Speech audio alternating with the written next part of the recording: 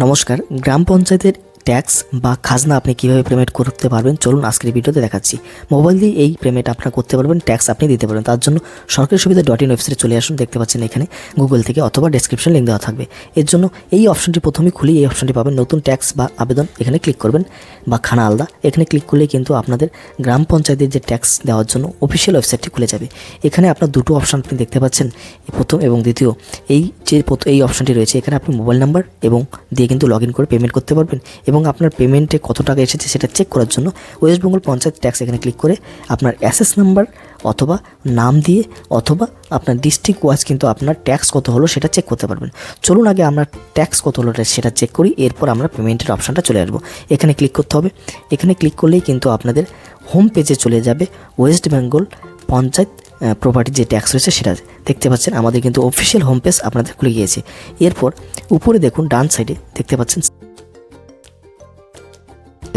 সেখানে assess number বা phone number দিয়ে কিন্তু আপনারা চেক করতে পারবেন যদি আপনার অ্যাসেস নাম্বার জানা থাকে, অথবা আপনার ডিস্ট্রিক্ট ওয়াইজও কিন্তু আপনি খুঁজতে পারবেন।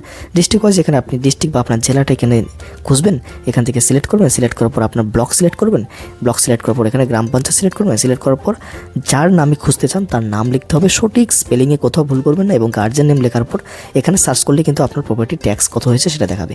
এরপর আপনি চাইলে এখানে মোবাইল নাম্বার বা অ্যাসেস নাম্বার দিয়ে কিন্তু আপনি দেখতে পারবেন। এখানে আমরা মোবাইল দিয়ে আপনার চেক করে দেখাচ্ছি কত টাকা আমাদের ট্যাক্স এসেছে সেটা জানার জন্য। এখানে আপনার মোবাইল নাম্বার যদি রেজিস্টার থাকে তবেই কিন্তু দেখাবে, যদি রেজিস্টার মোবাইল নাম্বার যদি না থাকে সেক্ষেত্রে কিন্তু আপনাকে এখানে দেখাবে না। দেখতে পাচ্ছেন এখানে কিন্তু সরি দেখাচ্ছে, অর্থাৎ এই মোবাইল নাম্বারটা কিন্তু রেজিস্টার নেই। এখন যদি আপনার অ্যাসেস নাম্বার জানা থাকে সেক্ষেত্রে কিন্তু আপনি আপনার ট্যাক্স কত হলো সেটা আপনি দেখতে পারবেন। অ্যাসেস নাম্বার কীভাবে বের করতে হয় সেটা কিন্তু আমাদের এই ভিডিওর মধ্যেই আপনি পরবর্তী থেকে দেখাচ্ছি কোথায় আপনি অ্যাসেস নাম্বার খুঁজে পাবেন। দেখতে পাচ্ছেন আমরা একটি অ্যাসেস নাম্বার দিয়েছি, এখানে দেখতে পাচ্ছেন আমাদের কিন্তু পুরো 156 অ্যামাউন্ট দেখাচ্ছে এবং অ্যাকশন এখানে অপশন কিন্তু দেখাচ্ছে আমাদের ট্যাক্স কত হলো। চলুন আমরা এবার পেমেন্টটা করব। তার জন্য ব্যাকে চলে যাব, ব্যাকে চলে গিয়ে আবার মোবাইল নাম্বার এবং ওটিপি দিয়ে আমরা কিন্তু লগ ইন হয়ে কিন্তু ট্যাক্স কীভাবে পেমেন্ট করতে হয় সেটা আপনাদেরকে দেখাচ্ছি এবং অ্যাসেস নাম্বারটা কীভাবে ক্লার্ক লিখে রাখবেন সেটাও আপনাদেরকে বলছি। এখানে আপনার মোবাইল নাম্বার এবং লগ ইন অপশনে ক্লিক করবেন। তার জন্য আপনার মোবাইল নাম্বার এখানে লিখবেন, লেখার পর লগ ইনে ক্লিক করার পর এখানে কিন্তু আপনার একটি ওটিপি চলে যাবে ওই মোবাইল নাম্বারে, এবং যার ওটিপিটির সময় থাকবে 5 মিনিট। 5 মিনিটের মধ্যেই কিন্তু ওটিপিটি আপনাদেরকে এখানে ভেরিফাই করতে হবে। এখানে আপনার ওটিপি আমাদের চলে এসেছে, এখন আমরা এই ওটিপিটি সঠিকভাবে এখানে আমরা লিখব।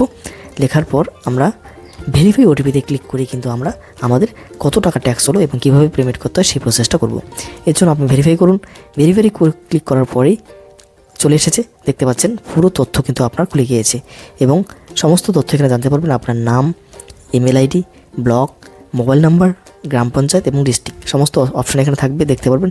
এরপর আপনার নাম, ফাদার নেম নিচের দিকে দেখতে পাচ্ছেন এবং আপনার অ্যাড্রেস এবং আপনার ট্যাক্সের অ্যামাউন্ট দেখতে পাচ্ছেন 156, এবং তার সাথে স্ট্যাটাসও আপনাকে দেখাবে কী সমস্যা বা কোনো কিছু থাকলে। এরপর নিচে চলে আসবেন, নিচে চলে আসার পর কিন্তু এই যে আপনাদেরকে দেখাচ্ছি অ্যাসেস নাম্বার, এই অ্যাসেস নংটা আপনি কপি করে রাখবেন বা লিখে রাখবেন। ভবিষ্যতে এই অ্যাসেস নাম্বার দিয়ে কিন্তু আপনি সহজেই আপনার ট্যাক্সটা দেখতে পারবেন, যা আমরা ভিডিওর শুরুতেই আপনাদেরকে দেখাইছিলাম। এরপর এখানে ট্যাক্স দেখতে পাচ্ছেন, এবার পে অপশানটি দেখতে পাচ্ছেন 156 পে করার জন্য এই পে অপশানটিতে আপনি ক্লিক করবেন। পে অপশানটিতে ক্লিক করার সঙ্গে সঙ্গেই আপনাদের পেমেন্টের গেটওয়ে বা পেজটা খুলে যাবে। এখানে আপনার সমস্ত কিছু সঠিক দেখে এখানে পেমেন্টটা করতে হবে।